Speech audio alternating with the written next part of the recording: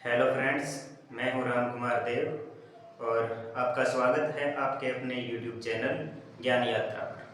Friends, आज मैं English grammar का एक महत्वपूर्ण टॉपिक लेके आया हूं और उस टॉपिक का नाम है पार्ट्स ऑफ स्पीच। तो पार्ट्स ऑफ स्पीच में स्पीच का मीन्स होता है सेंटेंस, यानी कि वाक्य। तो उस वाक्य के कितने पार्ट्स होते हैं और वो क्या क्या काम करते हैं, चलिए हम उनको समझ लेते हैं। तो आज का टॉपिक है parts of speech. Parts of speech. Parts का मतलब हो गया भाग, ऑफ मतलब के, स्पीच मतलब सेंटेंस। स्पीच मतलब सेंटेंस।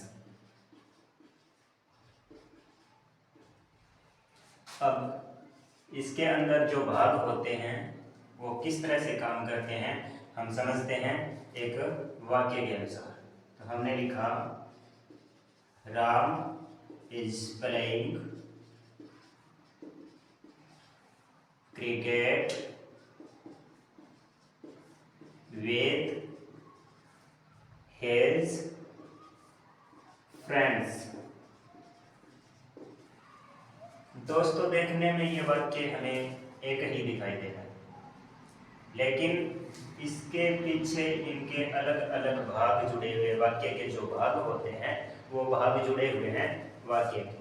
तो कौन कौन से भाग जुड़े हुए हैं?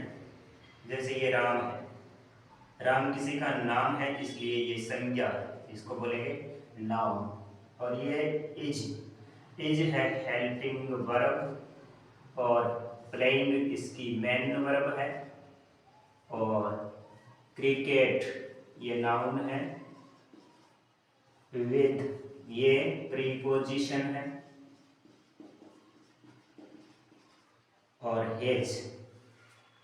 हिज वैसे तो आता है प्रोनाउन में, लेकिन यहाँ पे संज्ञा से पहले जुड़ा है इसलिए ये प्रोनाउन नहीं है, ये एडजेक्टिव है, एडजेक्टिव।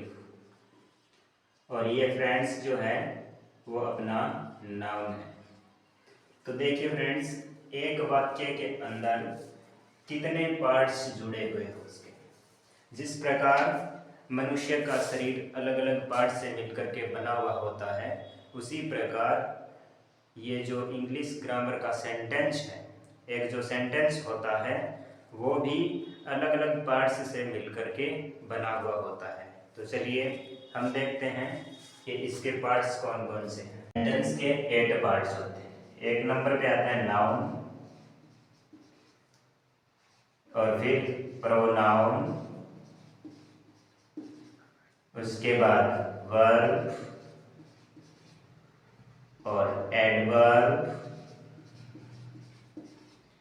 एडजेक्टिव,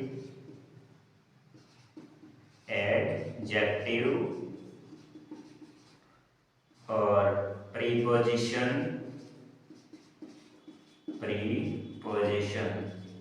और कंजंक्शन, और 8 नंबर पे आता है इंटरजेक्शन।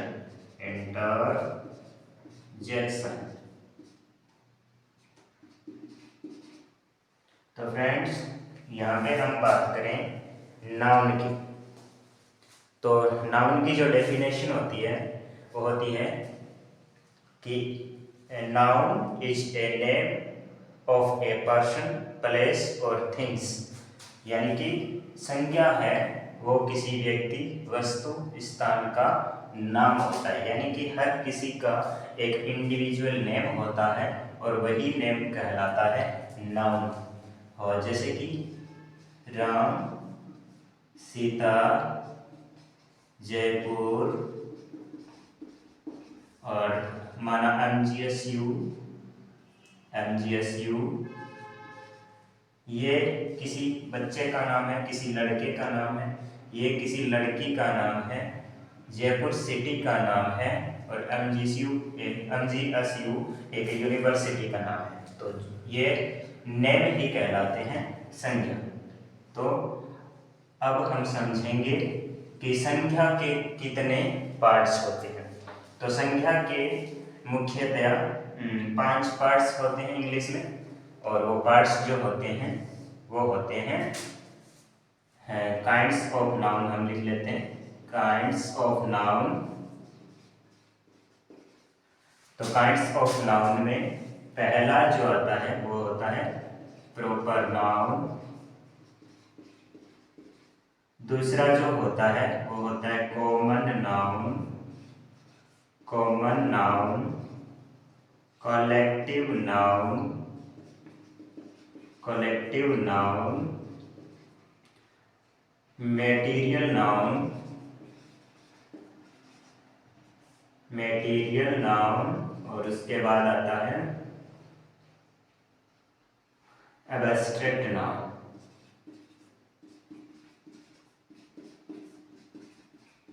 यानी कि प्रॉपर नाउन मतलब किसी व्यक्ति, वस्तु, स्थान का नाम, व्यक्तिवाचक संज्ञा इसको कहते हैं। तो व्यक्तिवाचक संज्ञा में मान लो वो सेम ही नाम आएंगे, राम हो गया, सीता हो गया, जयपुर हो गया, MGSU हो गया, इस प्रकार से ये सेम ही नाम आएंगे, तो वो कहलाएंगे व्यक्तिवाचक संज्ञा। अब आता है कॉमन नाउन। तो कॉमन नाउन में जातिवाचक संज्ञा इसको कहा जाता है, और जाति जैसे कि राम एक लड़का है, और सीता एक लड़की है, और जयपुर किसी सिटी का नाम है यानी शहर का नाम है, और इसी प्रकार से ये है वो कहलाते हैं कॉमन नाउन। और कॉमन नाउन में आगे अगर हम माने तो बहुत सारे आते हैं। डॉक्टर्स मान लो, सोल्जर्स मान लो, तो हम यहाँ लिख देंगे डॉक्टर्स हैं और सोल्जर्स हैं, SOLDIERS सोल्जर्स। तो ये अगर हम कहें कि कॉमन नाउन में कौन कौन से होते हैं, तो कॉमन नाउन में राम जो है वो एक लड़का है, सीता है वो एक लड़की है, जयपुर है वो एक सिटी का नाम है, और डॉक्टर हो गया, सोल्जर्स हो गए, ये सारे के सारे कॉमन नाउन में यानी कि जातिवाचक संज्ञा में आते हैं। अब आता है बात कलेक्टिव नाउन की। तो कलेक्टिव नाउन को बोलते हैं समूहवाचक संज्ञा। जो किसी समूह का बोध करवाए, जो किसी ग्रुप का बोध करवाए, वो कहलाता है कलेक्टिव नाउन। तो कलेक्टिव नाउन में अगर हम चलें तो एक group of students called class, यानी कि जो क्लास होती है उसमें स्टूडेंट्स का समूह होता है और उसी को कहते हैं क्लास। और मान लिया जाए कि जजमेंट देने वाले जो जूरी होते हैं, हाँ जजेज होते हैं, तो ए ग्रुप ऑफ जजेस कॉल्ड जूरी। तो जो जूरी होती है, जजेज का ग्रुप, वह समूहवाचक संज्ञा में आता है। और इसके बाद अगर हम बात करें पशुओं के समूह की, तो पशुओं के समूह को कहते हैं head. A group of animals called head. तो वो हेड जो होता है वो एक पशुओं का समूह होता है, और उसी समूह को कहते हैं कलेक्टिव नाउन। उसके बाद आता है मटेरियल नाउन। तो मटेरियल नाउन में सारे द्रव्यवाचक संज्ञा के एग्जाम्पल्स आते हैं। द्रव्यवाचक संज्ञा यानी कि ऑयल हो गया, पेट्रोल हो गया, घी हो गया, पानी हो गया, इस प्रकार से। तो इसमें हम मानेंगे ऑयल, पेट्रोल और डीजल,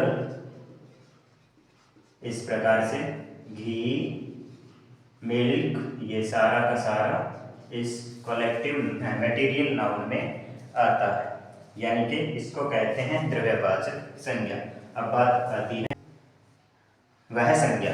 भाववाचक में वह संज्ञा आती है जिसको हम महसूस कर सकते हैं, केवल महसूस कर सकते हैं, फील कर सकते हैं, टच नहीं कर सकते। यानी कि जैसे हो गया ब्रेवरी, तो बहादुरी कहते हैं ब्रेवरी को, और बहादुरी फील कर सकते हैं। और ऑनेस्टी हो गया, ऑनेस्टी। इस प्रकार से ये जो मन के भाव होते हैं, उसी को कहते हैं भाववाचक संज्ञा। इस प्रकार से जो हमारे ये संज्ञा के एग्जाम्पल्स थे वो कंप्लीट हुए। और यहाँ पे हम बात करेंगे प्रॉपर नाउन की, तो उसको कहते हैं व्यक्तिवाचक संज्ञा। कॉमन नाउन की तो उसको कहते हैं जातिवाचक संज्ञा। कलेक्टिव नाउन की तो वो उसको कहते हैं समूहवाचक संज्ञा। मटेरियल नाउन की तो उसको कहते हैं द्रव्यवाचक संज्ञा। और अब्स्ट्रैक्ट नाउन यानी कि भाववाचक संज्ञा। तो इस प्रकार से ये जो संज्ञा का चैप्टर था वो हमारा कंप्लीट हुआ। अब इसमें एक चीज और आती है, एक होता है नाउन में काउंटेबल नाउन।